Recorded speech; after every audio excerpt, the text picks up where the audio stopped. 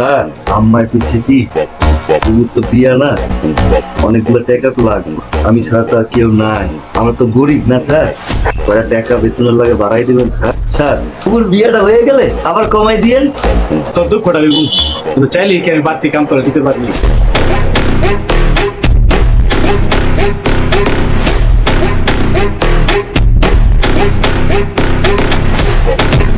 পারি দেখি।